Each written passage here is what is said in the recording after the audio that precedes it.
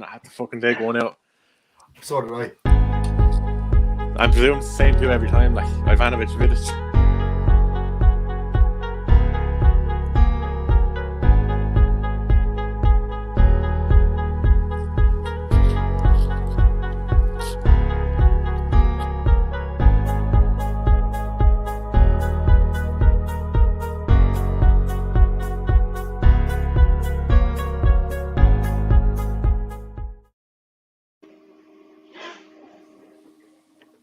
Good evening, everybody. Welcome to the London Lowdown. It's a show from the weekly Armchair Kickoff. I'm joined tonight by podcast regulars Jamie and Steve.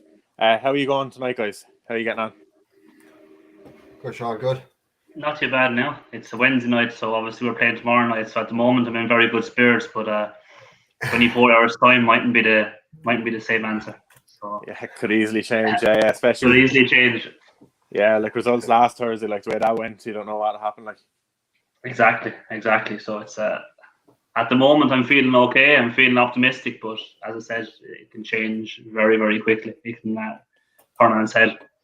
Yeah, no, at least we have our one out of the way now tonight. Chelsea just finished up there, 3-0 win, solid win, bit harsh.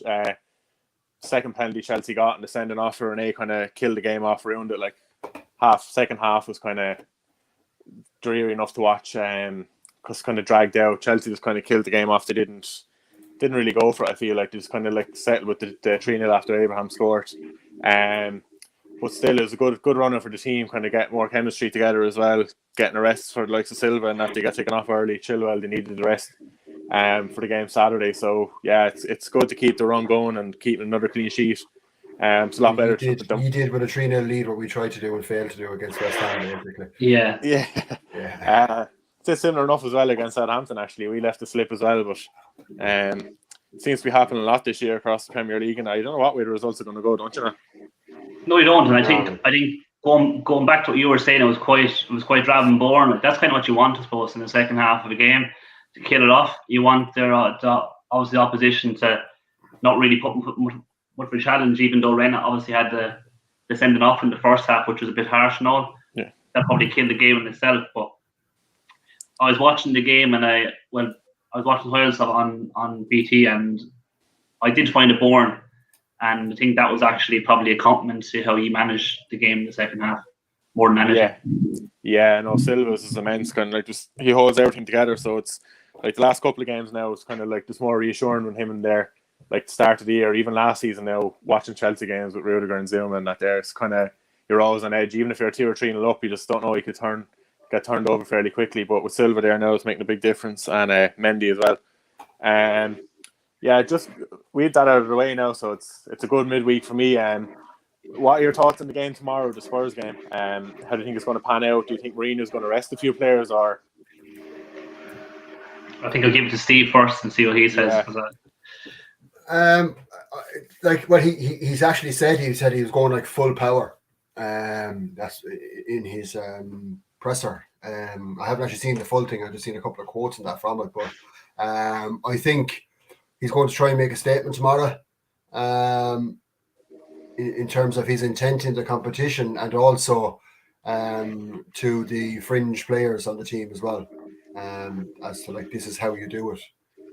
And hoping, obviously, of course, that we actually do it at the same time. I suppose, like, if you look at Ludogorets, like, they've 2 losses in the group so far, bottom of the table. But at the same time, I mean, you just don't know in that competition. Like, I mean, because I guess, I suppose, from a player perspective, like, you probably have the mentality there of the complacency. Like, who are these lads? Do you know? I think that's what happened to us last week, to be fair. I think Spurs kind of just assumed they'd go out onto the pitch and they'd win it, you know.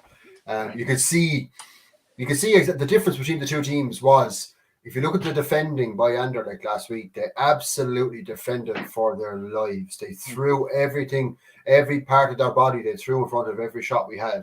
And we just didn't have, I think, that desire to get through the fixture, which is, I think, it sums up a lot of kind of our again, I use the term fringe players as well. Like, I mean, there doesn't seem to be that bite in the team. There doesn't seem to be that drive in them to want to maybe try and like make a statement for themselves. It's almost as if they know they're the B team. So, you know, I don't know, Jamie, what do you think? Yeah, no, I'm the very same what you're saying there. Like, I think even there was a quote today by Josie where he said, because Reguilon's out tomorrow night, he's ill, but it's non-COVID apparently, but he's still staying away from the squad. But he said Ben Davies is Ben Davies, and he meant it in a different way completely. But that's my fear: is Ben Davies is Ben Davies. He's had the highlight of his career against Man United a couple of weeks ago. But I'm fearful of those kind of players. Like, I look at the first 11 now and I see it so much stronger than the B team in a sense. But as Steve said, the B team know they're the B team, which is kind of the problem we had with Kane with the backup striker kind of thing. Like, it's like we know on Saturday we're not probably going to force a way into or Sunday into the first team. We may get an opportunity, but this is our game time, and because of that, the intensity isn't there. A bit of complacency throughout that B team as such. I think it's probably our most important game of the season so far. I think if we don't get a win, we'll be under pressure going into those 4 or 5 games that we have in the league, whilst having to have, I suppose, a kind of a second eye on the Europa League, which we don't really kind of want to do. We want to be in a comfort position, having near qualification, and be able to rest the players in those last 3 games. And we're in a position now where we can't really kind of afford that. We have to win tomorrow night, and we have to win the return leg as well at home.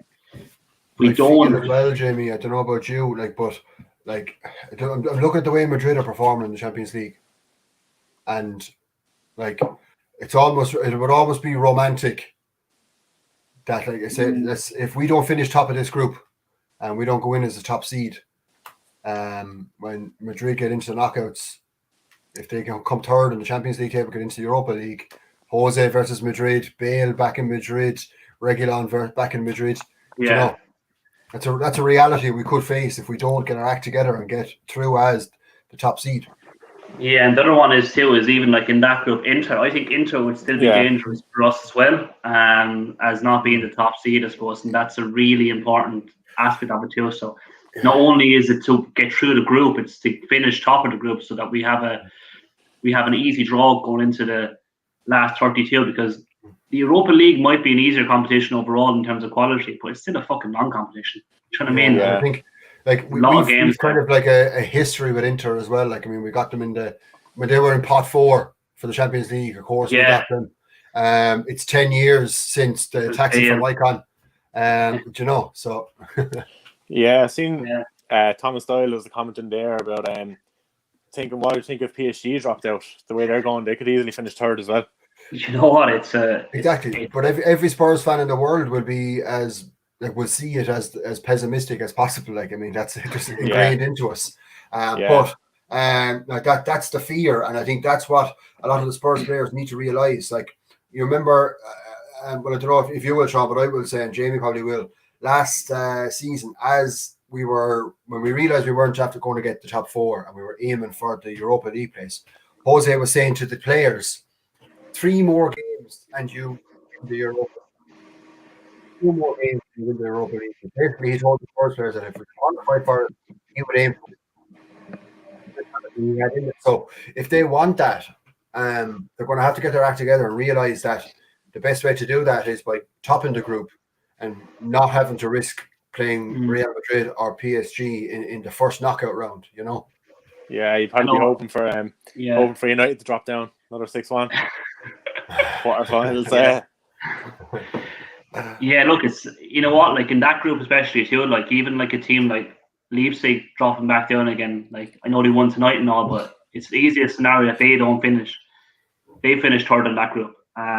Even them coming back down again is a dangerous game for us as well. Like, there's a lot of dangerous games in the Europa League that could come our way. I think the importance of the fixtures that are coming up as well in the next couple of weeks after international break. Like we have some very tough games. We like City, Liverpool, Chelsea, Arsenal. and I think we Arsenal. We even have Leicester and Wolves in between too, don't we? I think game 7 and 8. I think after that. So we need to have our eggs basically all settled before we actually play those games. We want to have a fit squad, and we don't want to really play those last 3 games of having our full team out, because that won't help anybody. Especially with like the likes of Chelsea now, they're looking like they're going to finish top of the group in the Champions League. So they should be looking like they're going to have a good squad or a good first team for the game against us. Yeah. Even this evening now, like I said, when the game was killed off, they got the chance to rest a few players as well. Exactly. Especially at the quick turnaround again this weekend. Obviously Spurs, West Brom Sunday. Quick turnaround from tomorrow night. How do you feel about that one, Steve? Yeah, well, it's not really, we're not too bad with the turnaround. We're 12 o'clock, isn't it? 12 o'clock, 12 o'clock. Yeah. And tomorrow night's game is 5 o'clock, so there's a bit of... And you if you remember, like the last time we were in the Europa League, one of Pochettino's biggest gripes was the turnaround that we had between games. Like we were playing games on Thursday nights, and then we were playing back on Saturdays. And it's always been the thing. So I think it's been a little kinder to us this time that they given us the games on the Sundays or the Mondays even some of the time. So and you'd be hoping with it being West Brom, like you'd be hoping that like it would be I won't say easy, but comfortable. You know? But I just feel like tomorrow night, like away to them, they're off the back of 2 losses in the group. Like they're playing for their lives here. They've nothing to lose. All that kind of thing that goes with a banana skin fixture, you know. Yeah. Are you home or away tomorrow? Away, bit of travel, so Bulgaria, so like it's a bit of travel. Berbatov country. Like I would feel the same way as what Steve would feel about Sunday. Like I don't want to get ahead of myself, but I feel Sunday is the easier game against West Brom. I watched them on Monday against Fulham, and they were very, very, very poor. They were very poor. So I'd be expecting a comfortable result on Sunday, but tomorrow night's game is one I'm feeling I'm not feeling too good about, to be honest. So hopefully, But that kind of bodes well too, because I feel any time this year where I've really felt really bad going into a game, we've kind of seen it out. You know, like last week, for example, like I was kind of thinking to ourselves that Anderlecht, nice one. Do you know, get a couple of early goals and see it off. Do you know, I know, like say for example, the United game, I was we were absolutely dreading that game, dreading it. So I think for us, I think that the key to tomorrow night for us is just the drive to see the game out and get it over with as such. Like we tend to start well and then die off. Like you look at the game the other night, like it was first 15 minutes was fast and furious for us with loads of chances. Do you know? And it was like this, and this was brilliant. It was great. I was loving it. And then it stopped, and then they started to get into the game, and that's what kind of scared me a little. I still like I think we've a lot to see from the players. From some of them, like we say, like Bale is a long way off match fitness. He's a long way off Premier League match fitness. Reguilon is like one of those players that just seems to have hit the ground running for us. Luckily, you know. I'm interested to see Lowdown. It's a pity he's not registered for the Europa League. I think we could see him against West Brom, to be honest. There's talks that anti-that. What?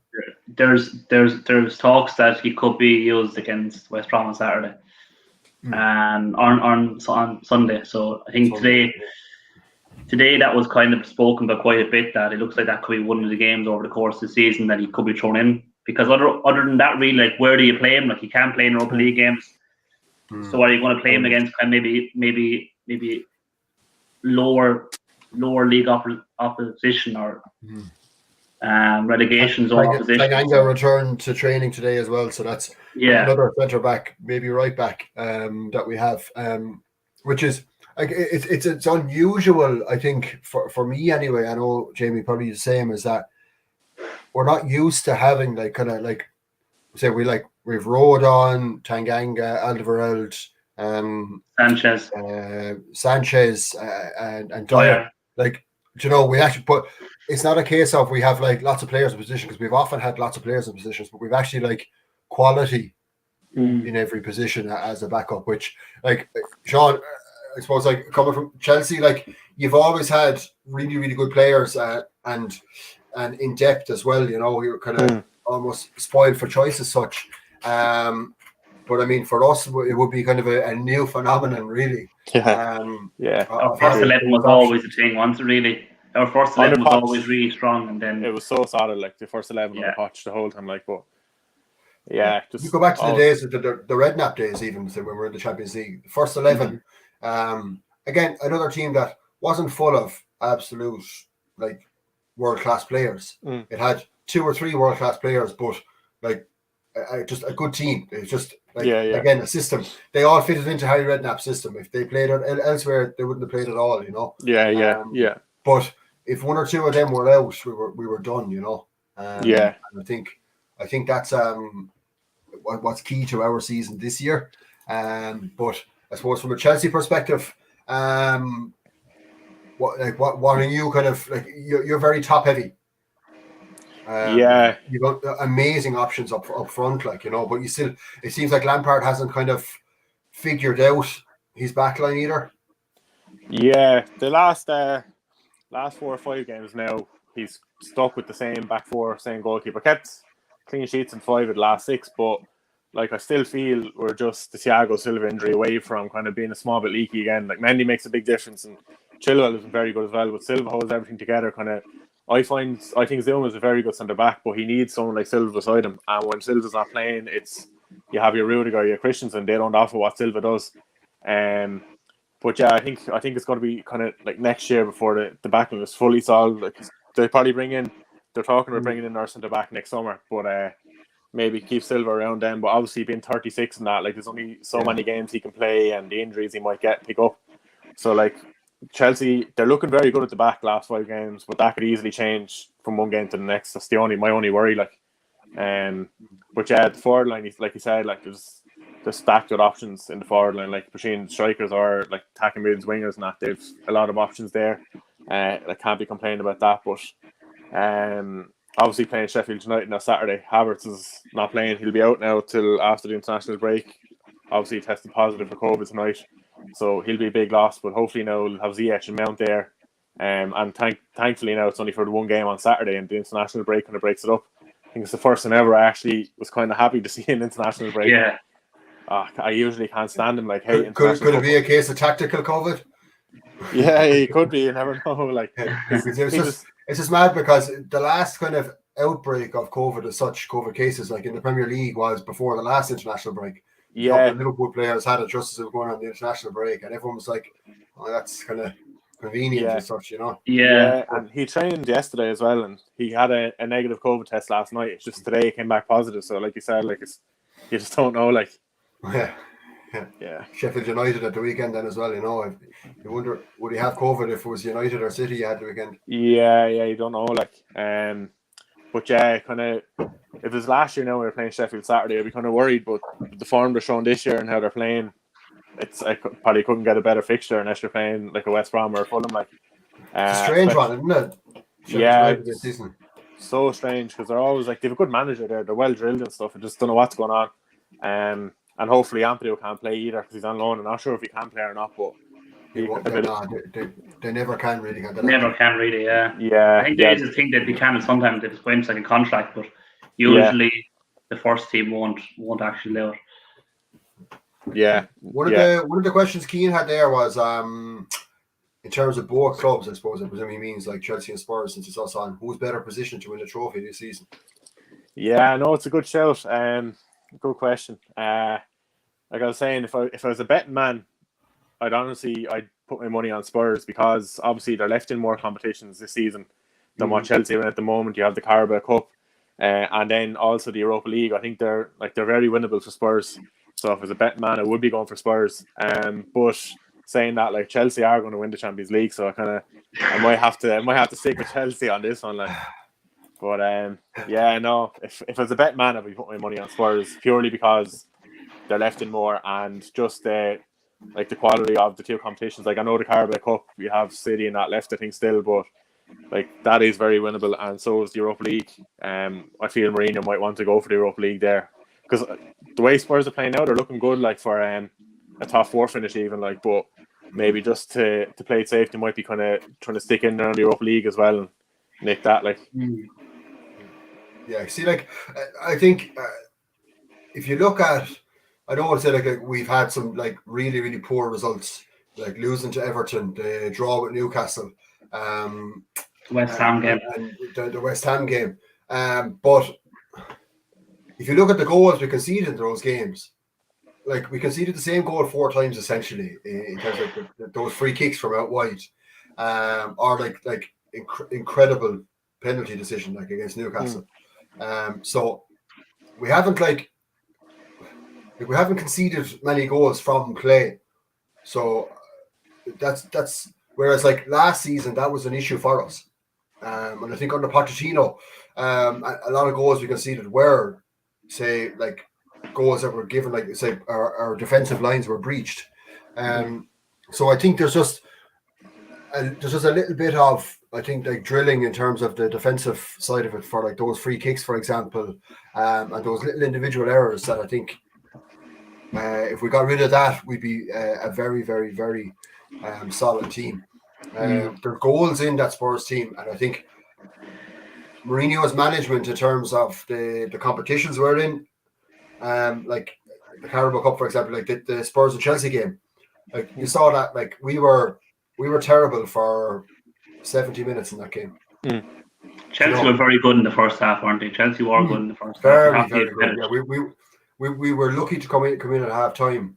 The way we did, like, so and then, like, the greatest left-footed Argentinian in the world, with the equalizer. But yeah, no, I think I don't know, like, it's the Mourinho thing, and it's also, I think, like, the players that we've gotten in, the recruitment and that, like, I think it's just kind of strengthened my belief that we'll get something this year. Now, the old adage as well for Spurs fans of when the year ends in one, that we're generally lucky, although since 91 it's been a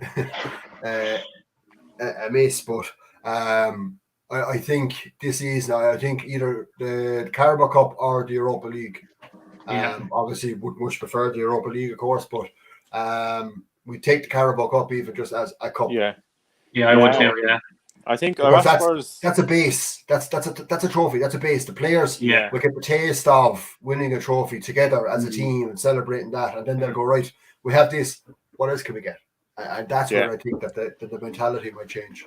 Yeah, I've seen Spurs. I only seen them twice this year. Like, what I noticed is the 2 games, the Brighton one and the Burnley one, where, like, everything wasn't going their way, but they still grafted out wins. That's what kind of impressed me this year so far, what I've seen from, like.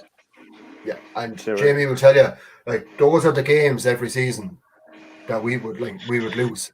Yeah, and like the Burnley one, that's 9 times out of 10, one of those games we come away with a 1-0 loss. The Brighton one, like, Brighton beat us 3-0 last year. Remember, Aaron Connolly? So I think we've kind of learned, I think, a bit more, like, to just see these games out and manage them a little bit better.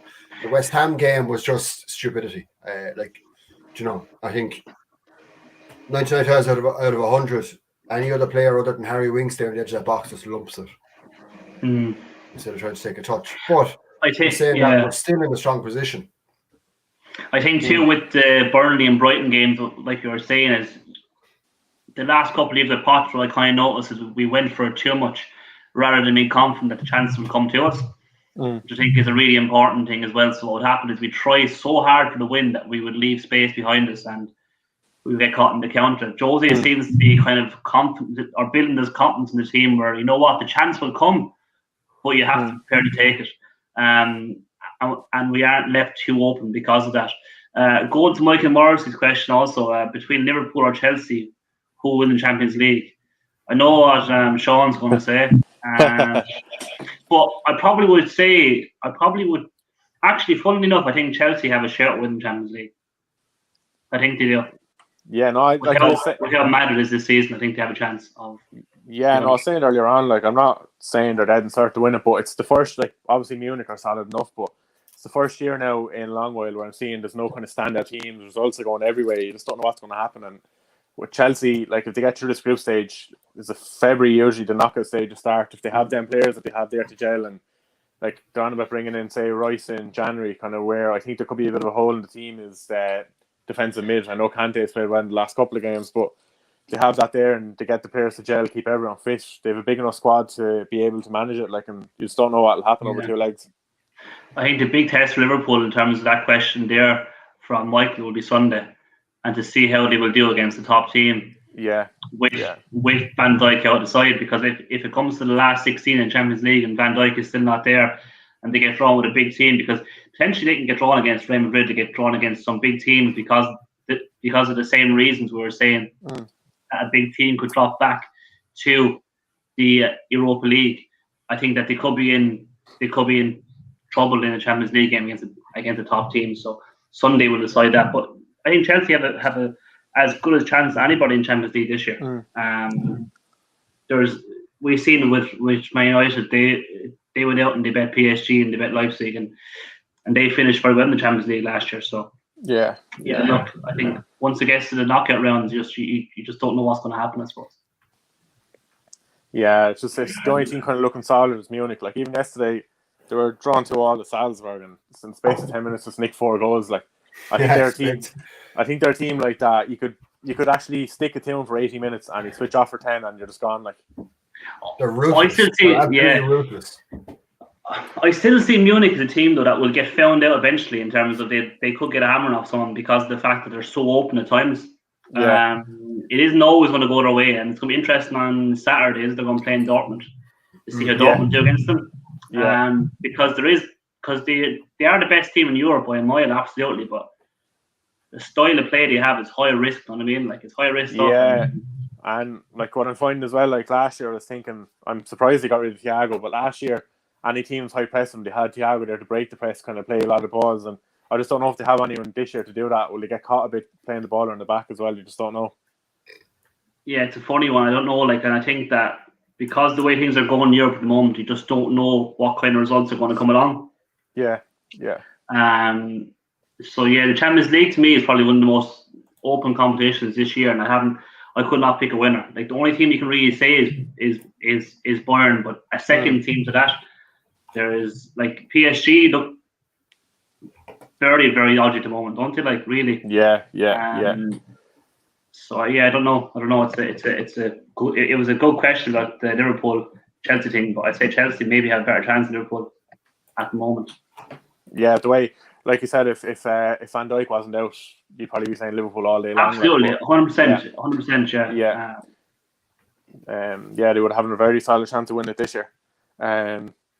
So like you're talking about Van Dijk there, like there's a lot of arguments the last kind of year. Liverpool fans will be talking Van Dijk up about being possibly the best centre back in Premier League history. Just move on there. Just on about centre backs and the best players in the Premier League. We're all going to put together an all-time Premier League 11 since the Premier League began in '92. The rules behind picking this 11 is you can't have 2 players from the one nationality. So every one of the 11 players has to be from a different country. So Jamie, we'll go to you first. Yeah, no bother. So I went with Peter Schmeichel in goal, Danish. I went Azpilicueta, right back, Spanish. Went Company, Belgian. Vidic, Serbian. I went Ashley Cole, left back. I went Roy Keane, defensive midfield, centre midfield. I went Yaya Toure. I went Luka Modric. I went Gareth Bale, Thierry Henry, and Cristiano Ronaldo. Solid side. It's not as easy as you think to put the team together with all different nationalities. Like it's a very solid side. I suppose the reason why I picked Keane, Toure, and Modric, like I could have went with the likes of I could have taken Ashley Cole and put in one of Lampard, Gerrard, or Scholes as my midfielder. But I said this team is going to be obviously very counter-attacking, so I went with kind of Keane as kind of, I suppose, the threatened midfield, Toure kind of power, and Modric as a bit of composure, I suppose, and kind of a deep line playmaker. That's the reason why. And I know, and I wouldn't put Bruno in it. No, I wouldn't put Bruno in it. We all dream of a team of Gary Breens. The Bruno Fernandes remix. Steve, do you want to shoot out your team there? Right, I went for a classic 4-4-2. So Petr Cech in goal, Ashley Cole left back, Zabaleta right back, then Vidic and Company centre halves, Keane and Toure in the middle as well, Jamie. Ronaldo, Bale. Then I went with Cantona, and I went with my heart then as well, Klinsmann. I had a feeling. Yeah. I was saying earlier on, I had no Germans in my team. I was saying I had no Germans in my team, and I said one of the boys definitely will have Klinsmann in it. I knew it, knew it. I had to. It's good because I know I keep saying it, that's when I first I can remember I was at the 91 Cup final and that, but I wouldn't say I was supporting Spurs, and I can just remember my father celebrating that, whatever. But there was 92, 93 when I got my first kit. And that's we got Klinsmann, and I just remember my father trying to explain to me how big a deal it was for Spurs to sign Jurgen Klinsmann. Yeah. Do you know? And then like I said, I had the German home jersey then from the USA '94 with Klinsmann on it. Yeah. But, I had to get him in there. I think he was the second name I put down on it after Ashley Cole. Yeah. No, top player. I obviously didn't see him too much over the years, but just the stuff I have seen of him, just know he's an unbelievable player. Give it yours, Sir Sean. Right, man. So the same keeper, Cech and goal. Went with Ashley Cole left back. Like Jamie said, you could have a Rooney, Gerrard, Lampard, but I just think in the position, Cole is the one player that I'll always have as number one in his position in the Premier League, and I talk about it no matter what. I think so, as well. Yeah. Agreed. As I said, he was. Him Klinsmann, I was the first one I put down just because emotionally, but if I was looking at it logically and best ever players, it was Cole, and then I could fill in every other position with someone else, but he's the one English player that definitely just in the position he's playing that. Centre backs then I went for Van Dijk. I stuck him in, and Vidic just with the nationalities and stuff. Right back, I went for Zabaleta. Then centre defensive mid, I went for a 4-3-3, so I have Roy Keane there, and then I stuck in Fabregas. Just think he had the two spells in the Premier League. He was unbelievable at Arsenal, came back again with Chelsea, won the Premier League. And I just couldn't put him in because I hate him. So no, it was a big shout between him and Modric, but it's just with Fabregas having the two spells and that there long spells, I said I'd just throw him in there. It's class, two of them are as good as each other, I think. Right wing then I have Cristiano. Left wing Eden Hazard, just for longevity, what he done over the years he's in the Premier League, and then up front I had to have Thierry Henry, in my opinion, best player to ever play in the Premier League. Had to throw him in. I had Vieira in first, but then I realised you can only have one French player, so I had to go with Henry. So Steve isn't having that now. No. I have a few shouts now. I'm sure Steve will try and Shearer, is it? Alan Shearer? Yeah, no, I'm surprised myself. Two Arsenal players, very surprised myself, but I can't really go past Henry and Fabregas. There's an argument there for Fabregas having a Modric, or my favourite Chelsea player ever I wanted to put him in was SEN, but kind of had the injury record there and didn't stay for as long as Fabregas and that were there, so I just threw in Fabregas. So yeah. I think the biggest issue in this whole thing was the right back, wasn't it? Because I had Aspilicueta in, but originally I was going to have in Silva instead of Toure in midfield. Then I was like, I couldn't think of any right backs. And then I was thinking of Zabaleta, but then Zabaleta went to like West Ham, so I was like, no fucking way. Is he getting into my team? That's what I had Zabaleta down. I scribbled it out. I put in Irwin, but then I forgot Irwin was a right-footed left back. Yeah, so I back out again, and then I put in Zabaleta again. I was like, no. I actually had Babiaro in mine for a second. I was like, no, I can't. But he was left back too when Babiaro, I think he was. Yeah, he was left back. Yeah. So I was like, I better take him out. When everyone's talking about right backs in the Premier League, it's always the same three spring to mind: is Zabaleta, Azpilicueta, and Ivanovic. And I know it's a bit biased. Ivanovic was another one I was thinking of, but then obviously I had Vidic in. And then I was thinking Jaap Stam. I was thinking Jaap Stam then maybe instead of Vidic, but then I was like, no, Jaap Stam was not as good as over a long time.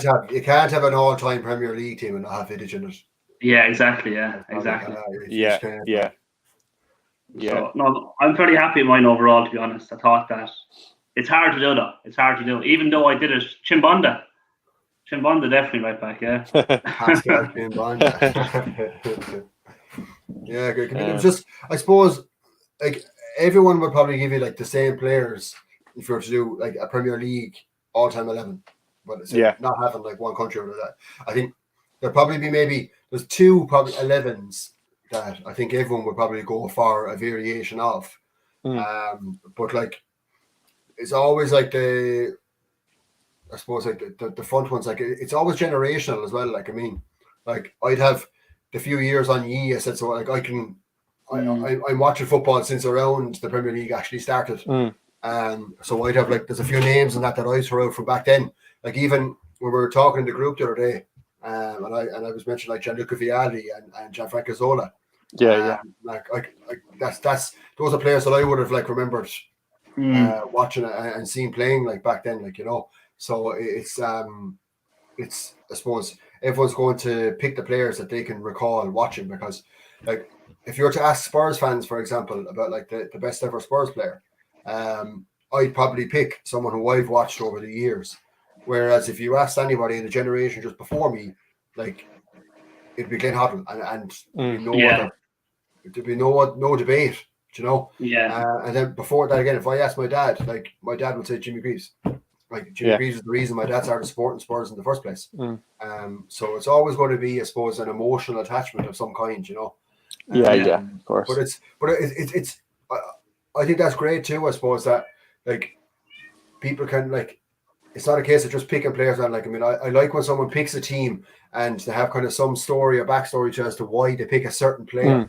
You know, like there's always going to be someone who you love watching as a player, and that you kind of like Thomas mentions there, like Brian Robson, like probably like I mean, like I if I'm looking back, I remember like Steve Bruce and Gary Pallister were unbelievable, absolutely untouchable back in the day, you know.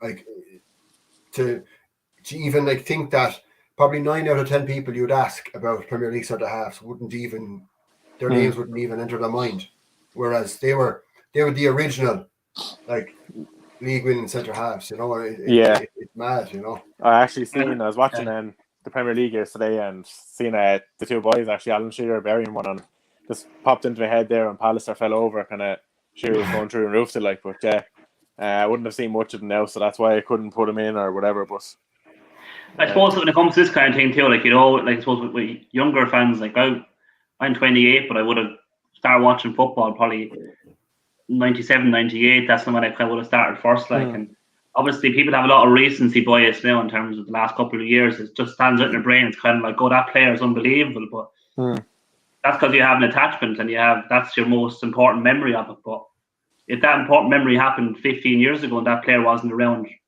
it would be a different player completely. And I think that's a big part of it. Obviously, some of my team was kind of like probably maybe early 2000s to mid 2000s, and it has a bit of, I suppose, 2010, 2015. But after that, there's nobody in the team at all for the last 5 years. So I think that I think all three teams are really good, I think, but it's hard picking players from years ago because of the fact that them moments have gone and they're so far away from the time now. Yeah. So many more memories have happened since then, and they start to become a little bit more irrelevant. And there's so many more big moments that have happened. Exactly. Like say, like I think back and say, like, so I put in Cantona. To me, like, I can remember Cantona coming on, say, Friday night, and like the collar up, and like when we'd be playing in the playground, and like one of my best mates when we'd be playing in primary school would always have his shirt collar up when we'd be kicking the ball around. Do you know what I mean? But Cantona has such a huge impact. Back then, you see, like back then you had no access to football really, other than you'd matches a day. On a Saturday, the 3 o'clock kickoffs, RTE used to have a game on every Saturday, but it was 3 o'clock, It was starting half 3. It was half an hour delayed. So you'd be trying to avoid, like, or then you're jumping onto teletext to see, like, you know. So, you know, and then you're watching matches a day. Or I used to watch this thing on S4C, the Welsh channel called Scorio. Yeah.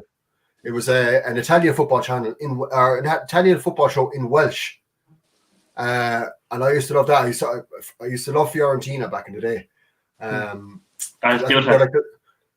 they're like the Spurs of Serie A at the time, I suppose, you know. But like I used to remember watching that with my father as well, like, you know. So there's always going to be some players in that you remember having big impacts coming onto the scene, like in your younger days, you know. I think a Klinsmann for me obviously had been the Spurs thing, but I think Cantona at the time, like I can remember vividly the night he jumped into your man in the crowd, because like I was in the sitting room, my father ran in from the kitchen, he was listening to it on the radio, the BBC Radio 5 Live, and he just ran into me and he's like, Cantona's after going cracked, he's after jumping in and kicking one of the fans, like, and you're trying to picture that in your head, what would have happened, you know, and like you wouldn't have seen a clip of it until like probably the next day, because the news wouldn't have been on until the next day, you know. You didn't have like Sky Sports News or anything like that, you know. Whereas like nowadays you go, what? And you go straight onto Twitter, there's a clip of it. Yeah. It's mad, like, you know. It's a lot faster. There's some characters back then as well, between him and DeCanio and then Ibra Keane and everything. Like, I can imagine them playing nowadays, like what Twitter would be like.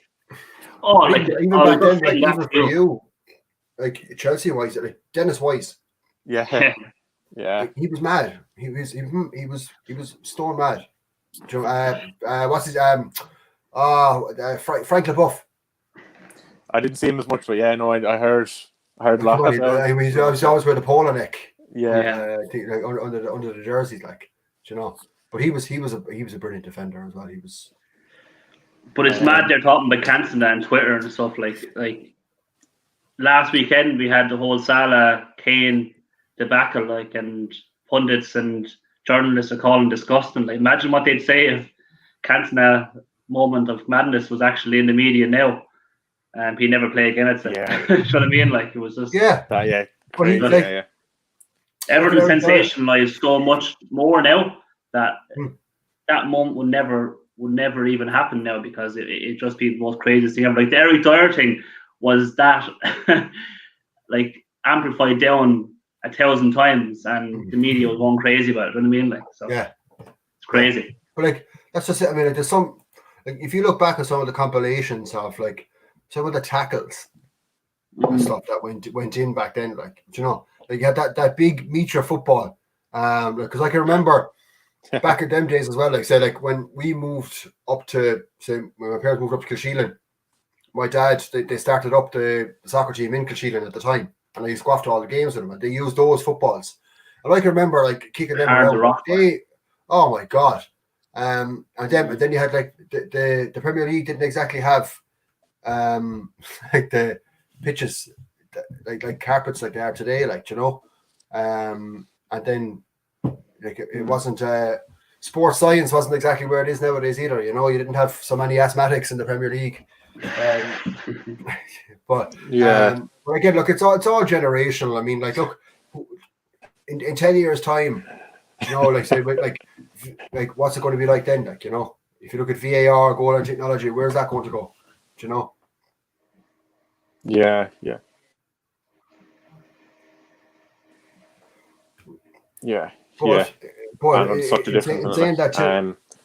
in saying that too, I mean, I'm not saying it's a negative thing. It's just, you know, it's things move on, times move on, and the game is progressing with that. I mean, I think like all sports are kind of similar as well, but it doesn't for me take away any as I said there, imagine Roy Keane and Haaland, that happened on Twitter.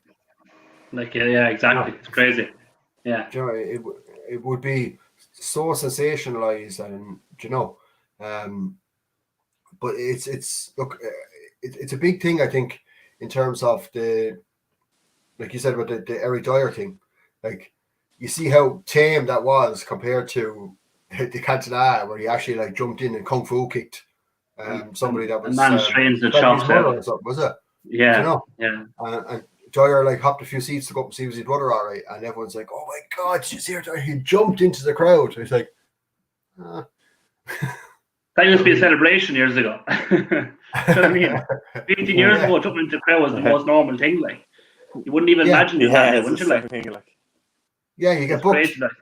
You get booked straight away. Even hitting a shirt off. You know what I mean? Like, no, back in the day, that was the best. Even remember the Canio. I think Sean's gone. Oh, we lost Sean. What was he going to say? The Canio pushing the ref over? Yeah, I actually watched that lately on something. I actually watched a documentary with Di Canio a couple of months back, and he was talking about that. And I think the ref actually recently died. Did he? A couple of years back, I think it was. Oh, did he? I didn't realize that. No, I think so. Yeah, I think the ref died a couple of years back. But they actually met up afterwards, and they was chat away. I think he actually, when he was managing West Ham or something, that I think he met the referee. And everything was fine and stuff, but if that happened now, like, he would be potentially he'd be stoned on the street. He'd never play again. Like, he'd be given the worst punishments possible. Like, so. I think that. I suppose it's sensationalism. I suppose kind of is something that's kind of affected all ways and walks of life nowadays. But I think just in football, in particular, like. Did you see the clip from Jose today when he was asked about Kane? Yeah, I've seen it. Yeah, I've seen it. Absolutely bang on. Like, that's twice now that Harry Kane has been asked in interviews about penalty decisions that he's been awarded. That, like, does he not think that he dived, basically? Yeah, like, but the other side of it is like when the performances and results are good. They basically deter to talk about something else. They're never going to talk about performances. You look at the likes of United currently, like, their performances haven't been good the last couple of weeks. So the whole diving thing, all that thing is stripped to one side because the performance is what the media will attack. And now our performance is actually quite good because these 2 or 3 things have popped up. This is now what the media want to attack, and that shouldn't be the way. Like, it's crazy. And I'm actually really happy with Jose because of that, because I don't know if Poch would have been that defensive of it. I think he would have brushed it to one side, but Jose was properly passionate about it, and as a fan, that's what you want to. I like the way he was talking about it, and then he was like, "Stop talking about us," basically. Like, stop talking about us, and I actually felt like it was like, this is who I am now. Like, and that was actually a really big moment for me with Jose, even more than the results of that passionate defense of his own players, because the media attack him enough for saying that he's thrown his players under the bus. Like, that was a moment where he was actually, it was the complete opposite. Like, there was a bus full of media and journalists after running over Harry Kane, and he basically caught Harry Kane's hand and pulled him up under it and said, "That's just it." Like, I mean, like, where's all the reporters and stuff now? Like, say, like, but it's I don't want to generalize that, but it seems to be like an awful lot of, like, United fans who are pushing that agenda of look, he's throwing his players under the bus again. Like when he said last week about the Anderlecht game, it made my decision a lot easier now. My team choices a lot easier going forward. He's throwing his players under the bus. He didn't. You know, he said his choice, his selection. He basically said that his selection was wrong. Do you know? Like, yes, the team lost, but, like, I mean, what's he supposed to say? But again, though, I think it goes back to the media, maybe even more than the fans, because of the United fans. Because the United fans are seeing the actual snippet of what the conversation was about on Twitter or on the newspaper or whatever it might be on, and that's what the view of it is like, rather than actually looking at the interview and kind of going, this is actually what was said, and this is what the full topic of it was. But it's all these sensationalized headlines that get people wrapped up in it, and they kind of go, "Oh Jesus!" Like it's the same thing again. Like, but it wasn't the same thing again. It was actually, I felt like he took massive ownership last week, and on it, he said he didn't pick the correct team. Yeah, that's it. That's him attacking himself. That's his position under threat. That's just it, and I saw it the same. I saw it that he was basically calling himself out for his team selection. But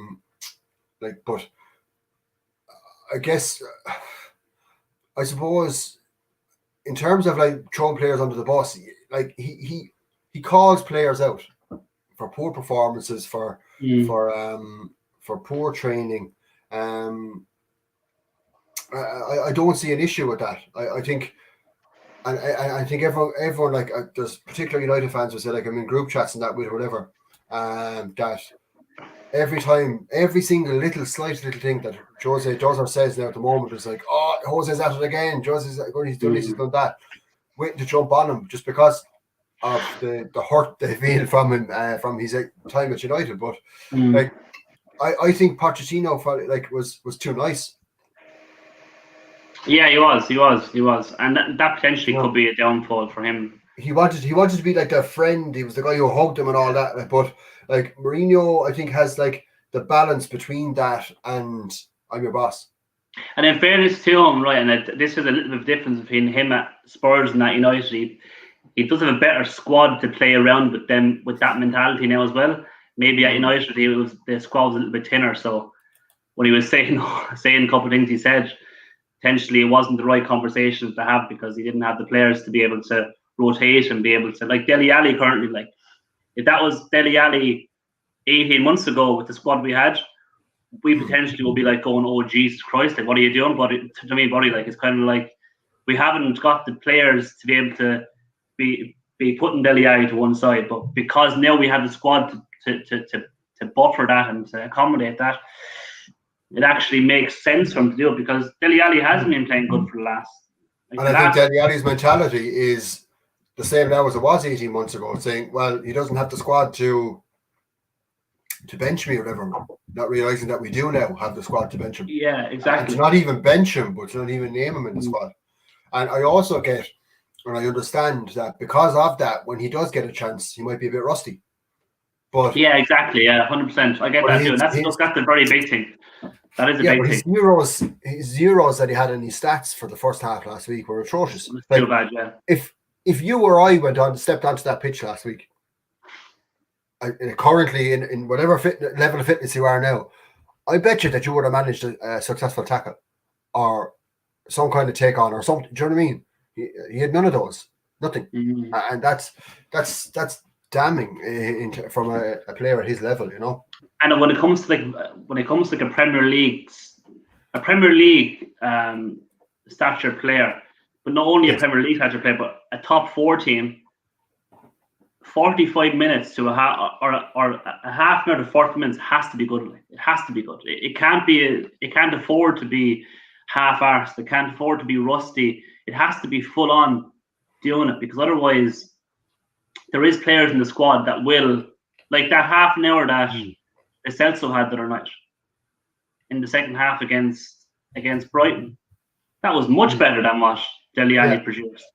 And he's just as rusty. Yeah. If maybe even more rusty because of the fact he had niggling injuries. Dele has no injuries at all. Like that's a big thing. And I think the problem Dele will have to some degree is the Ndombele situation and Celso. Because Mourinho wasn't fully convinced of Celso when he joined first as well. Like, right. And then it was like, oh geez, this guy has a lot of ability, but more than ability, he has work ethic, he's driven, he's all these things. He's settled with the group, all them kind of things. So straight away, he was kind of in the first team. And Ndombele obviously had a bit of a tough time settling with the group, but now he's working harder. Even his language in the press is much more positive, isn't it? Like all that kind of stuff. And He's at the other side, and like the way, like he's doing really well. But then today, Josie was just like, yeah, he's doing really well, but, and there has to be a but as well. He has the potential to do even better, which I think is great. That's a great thing to challenge someone to actually want to do better at themselves as well, and not just settling on the fact that the last 4 or 5 games he's been good. Like 4 or 5 games don't win titles. 4 or 5 games don't win trophies. Well, they win some trophies at the Carabao Cup, but you have to be on point every game. And if it isn't every game, it's every 1 in 5 games or 1 in 10 games, whatever it might be, that you can't be playing good. But Delhi, for a long time, he's been playing good 1 in 10 games. He hasn't been playing good in 9 in 10 games. So I think it's what he needs. It's what he needs, but it's down to him, though. It's definitely down to him. This isn't a thing where it's down to coaching. So like coaching isn't where Delhi's going to improve on. It's his own head to how he can actually do things and how he can go back to where he was 3 or 4 years ago. Like it's a pity to say that he was a better player when he was 19 years of age than what he is now, and he's nearly mid-20s. And we see it happening with so many players, don't we? That they have this meteoric rise, and then whatever happens, whether it's ego over ability, I don't know what it is, and then they just seem to just plateau, and then they actually start to fall very, very quickly. The kind of player he is too is very, very I suppose how would you put it? Like he's very, very like system driven. Like I mean, like he doesn't fit Mourinho's system. Will he ever? That's the question. Like, the Pochettino system, like he fitted in, but kind of only when like he was playing like as a support striker, really. Almost he was forcing. He was forcing. Yeah. Because we didn't have the better option there. Like, and what Delhi does really well is when the ball is played into his feet, if he's in and around the edge of the box, he'll spot a nice pass, like whether it's a flick over the top or a sneaky ball through the legs or something like that. He'll spot that, but like he doesn't shoot well. He doesn't tackle. Yeah. He doesn't cross. He doesn't like break down like passing lines or anything like that. Like so, it's a very like he's a very specialist player. Yeah, he played well. I think in a position, in the formation, he's probably best at is like a 4-2-3-1, where he kind of plays one of those 3 attacking midfield roles, which is kind of that system is somewhat kind of gone now in a sense. It's 4-3-3 really now is probably the main formation of world football, and the really good players can play out wide. Wide. So we look at the likes of Silva and all them, but they can play out wide and they can drift in and they can go into positions. Even Foden can do it at City.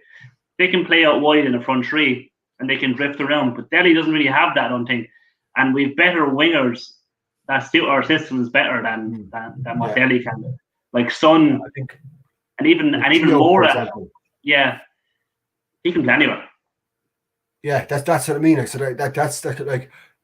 I would obviously like to see a few more assists on the board for him, to be honest. I think that'll probably come with a little bit of time. But he's the guy that kind of sets up the other guy for the assist at the moment. Yeah.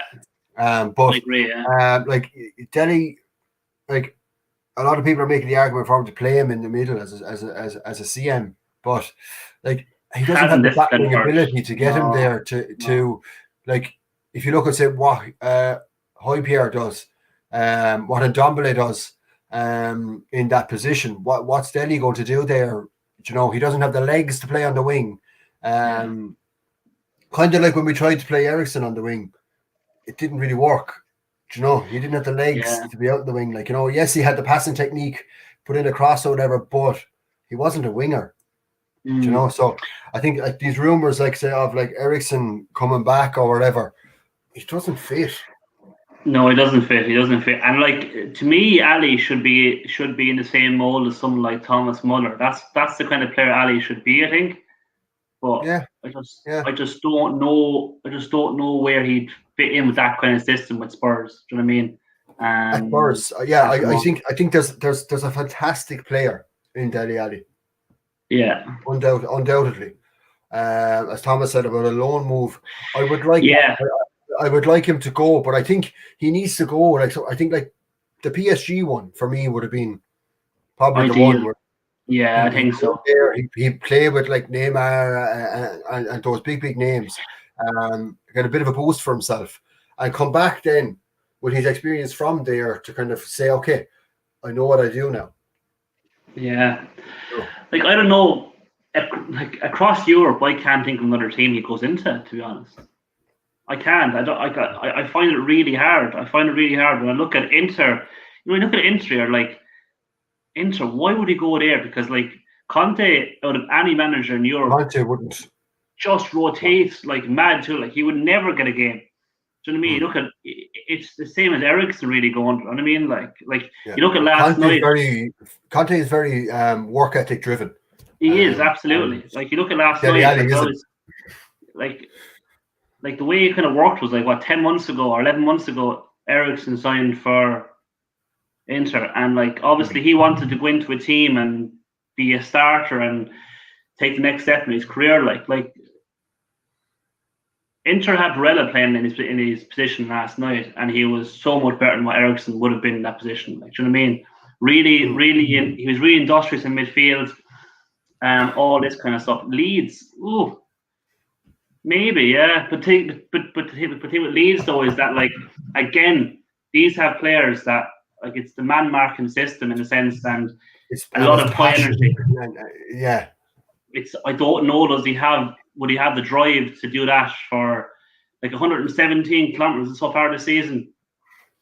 Yeah, that's the average rate of the miles or the kilometers covered by Leeds. That's absolutely incredible. Like 117 kilometers. Like Jesus Christ. Like that's Dele isn't that kind of player. I don't think. Do you know what I mean? I don't know if he's that kind of player, but you could probably see him maybe more at something like, I would say probably of all the teams, I think maybe an Everton style team, but I don't know would that either be. But where does he go in there even still? Where's he going there again? It's 4-3-3 again, like, isn't it? Yeah. Like he's almost like if he played at the top of a diamond. Like, I mean, that's where he was quite good for us, I think, when Potts played that formation. But like, who plays that?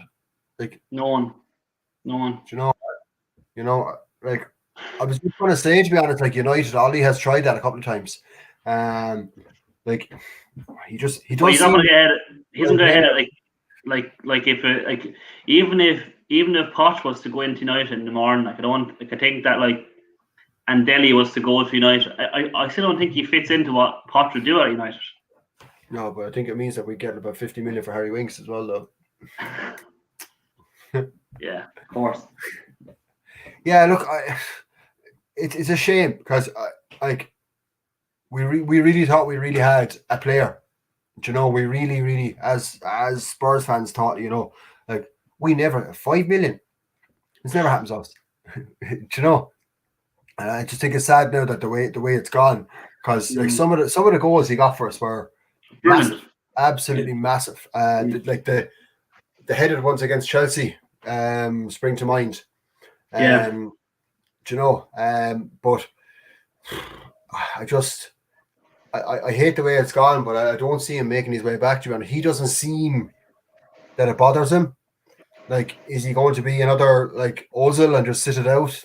Doesn't really care. Do you know? I think he has so much more to give than Ozil though in terms of his career. Like, because I'm 23, going 24. Like, no, Ozil is like, and he's at 30. Is he 30 now? 31.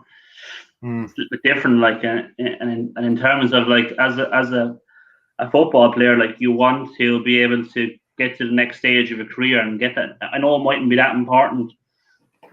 Maybe a year and a half ago, 2 years ago, but like to get a really big contract is a footballer is real ambition, really, if you think about it. Like, they have to have a livelihood and they want to make the best life for their family and stuff. So he needs to be playing his best football to get the best opportunity for him to create the best life for him possible. So True. at the moment, he isn't doing that. He's so far away from the player that we thought that we would have trouble keeping.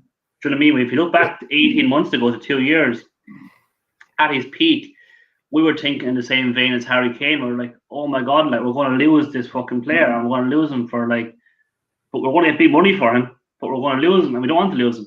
And right now, it just doesn't seem that way. Like, it seems that we could cash in, but we won't get like the money for him. Like, potentially, I don't know, this one might be interesting one for him. What maybe Dortmund, maybe no. See, like I think like if he wants, I think if he wants to get the kind of the mentality and that into him, I think that's what he needs to take, that bold step and go as well. Like, yeah. Even look at Sessegnon. Do you know? Like, he wants to play. Do you know, that shows that he wants to play and he wants to go somewhere where he knows that he's going to get games, he's going to get on the ball. And I think like Delhi needs to do that. And like, if he feels as if it's like a beneath him or anything like that, like, he needs to lose that mentality. He needs to realize that. That's quite worrying. That's the worrying part, because I think the moment he has to rebuild to that, like, because at the moment you're looking at it and seeing him as a player who played for us last season, but he was never, like, apart from that, maybe that first 3 or 4 games when Mourinho took over first, he hasn't been important since, really. Like, even when he got in, like, I think Mourinho probably looked at the game against Leipzig when we played in the Champions League and we had nobody. Like, we had our squad was like trimmed up completely. He was the player in that game that needed to stand up when he played Leipzig in the second leg. Like, he was like the experienced head. He was like the one that, look, across Europe, like one of the most highly sought after players, like, and it didn't happen. And the player that shone for us the most was actually Lo Celso. Like, he was one of the 2 legs that looked like making something happen. And Delhi never did that. Like, and I know it's only 1 game or 2 games, but I'm judging that on. But they are the games in Champions League when you look at it and kind of go, yeah, you're the main player here. Son is gone, Kane is gone.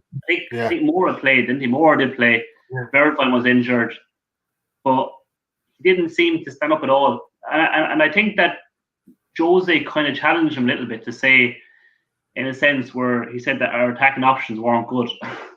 Yeah, and that was a challenge. That was a challenge to kind of go, you know what, like, Delhi, like, you're an unbelievable player, or you've shown that you have been, but this is your chance to step up. Like, and we looked at it afterwards and we said, you know what, we'd love if we had Sabitzer. You know what I mean? And we're looking at him kind of going, we'd love to have him now. But then we were saying Delhi is a little bit disposable now because we're, do you know what I mean? Our eyes are seeing other players. So maybe someone like Leipzig could be a team for him, potentially. Do you know what I mean? Something for Sabitzer. I want to see him do well, do you know? Yeah, I do too. But again, like I said, it's very difficult coming in from not even being involved in a match day squad to come in and starting a game. And I guess I look again against the team like that was against Anderlecht, who were going to be very, very difficult, very, very tough to break down. Who knows that, like, if you stuck him into like a game against Arsenal or something like that he might like if you look at when Jose, like, his first game against West Ham, do you know, the derby, fans were there, seemed fired up. That's sort of like maybe he's that kind of player though. That needs the fans, that needs that kind of almost like war, isn't it? It's almost like war at times in some of them North London games and West Ham games. That it's just, you've been there, like, I mean, you know yourself from first-hand experience of how gladiatorish it is. I mean, like, at times where players do get fired up, and maybe Delhi isn't the kind of player that gets that feeling from just playing. Like they say, like, certain players can't train. when they're in training, they absolutely look fucking scandalous. And then they play in the weekend in front of 50,000. They're unbelievable. And maybe he's that kind of player. I don't know. Maybe he is, or maybe he isn't. Maybe we're making excuses for him now. But I think that I want to see him do well. Like you said. In no way am I slagging him off in this podcast. It's actually saying, it's putting out that we know he has so much ability. And at the moment where Jose plays, he doesn't fit the system to what he is, but he isn't showing enough either to break through that system and kind of say, you know what, I'm a player that's world class, or I'm very good, I'm elite, and I can play anywhere. And he doesn't seem to be. I'm so good that I want you to. I'm so good that I want you to make a system that I fit into. Exactly. You know, or like the other side of it is, look, that would be brilliant, because what we lack sometimes is the changing system. So we have plan A, and if that doesn't work, well then it's okay. Well, take these players off and put these other players into plan A. Do you know? And that's always happened. Yeah. So whereas, like, I mean, if Delhi kind of has his confidence up a little bit, who's to say that we don't? Okay, listen, we're going to switch to 4-2-3-1. Delhi are going to go in behind Harry Kane, plays a support striker. That's where you've thrived before. Go in and get us a goal. Do you know? Yeah. Look, I suppose before we go away, but do the predictions for City versus Liverpool. I'm going to say 4-1 City. Really? Really, yeah. Really, I think 4-1 City. I can't see past Liverpool getting through it. And like, I think, I honestly think Liverpool are going to do it, and they're going to do it by about 2 or 3 goals. I just think they're flying. I think they're buzzing at the moment, even without to prove the point, you know. As Rick Clarkson just said there, his ego won't let him go to a team outside the top 6. As I was trying to say, he needs to kind of forget that, like, a certain club or a certain move might be beneath him. Like, look at Ross Barkley go to Aston Villa. That's exactly the kind of move. Absolutely, that's a great call. Do you know? In that just like, you've nothing to lose. You're not going to get relegated with him. You're still a Spurs player. Do you know? Yeah. But go to a club like that are going to like they're not going to be able, like, you're a marquee signing for him on loan. Do you know? In January, like, if Delhi went to someone, say like Palace or something, do you know? I completely agree with you. That is, look, and that was a good point by Michael Gulak, as in, like, he doesn't want to go. It's beneath him. He feels that he's above that. But at the moment, when we kind of look at it, like, is there a team he would get into in the top 6 now? Do you know what I mean? Like that's like he needs to make Spurs see that, like, Jesus, do you know what? Maybe we were wrong. But the only way I think he does that is by not playing for Spurs. Yeah, I think he has. I think he has 2 choices. He does Ross Barkley, and he goes down to a team outside top 6, or he takes a massive chance and goes to some team in Europe, like Leipzig, or like Inter, or like Dortmund, on loan for 6 months or whatever it might be, and see how it goes. I couldn't see him going out far, to be honest, on loan. I think he probably want to maybe stay around. Like, I don't know, like, it could be Fulham. Do you know? Fulham, Palace, like a London club. I think Fulham maybe might be a bit of a death sentence. Yeah, that could be a confidence fucking loser, I think, to be honest. I think Palace would be a good move. Palace seems like a good move for him, I think he would walk into the Palace team.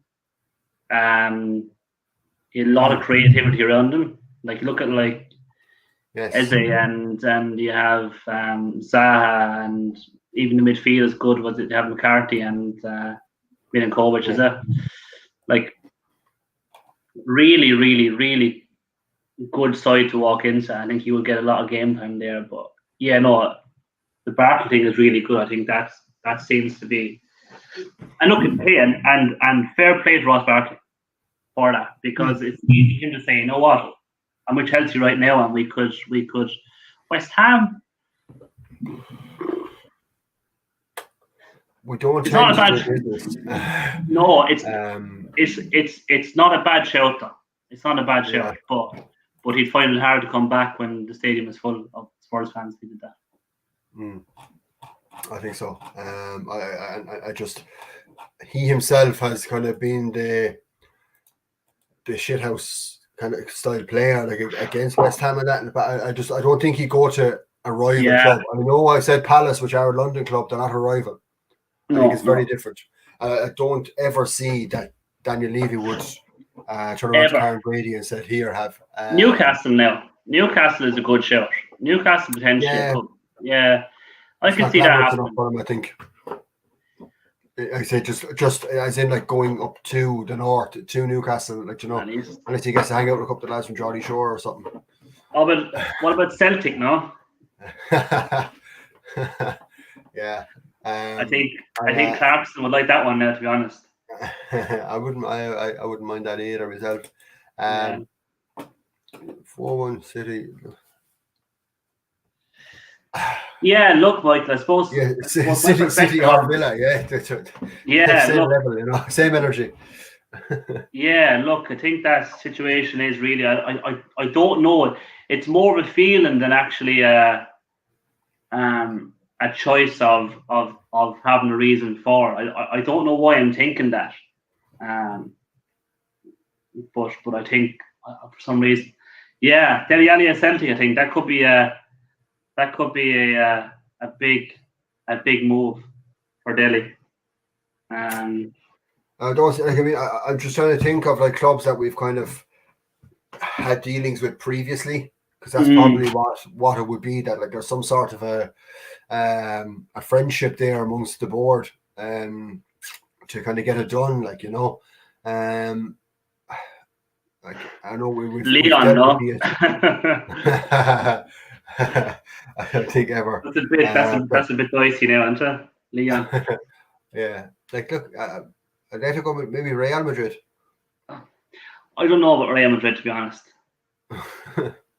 No. Like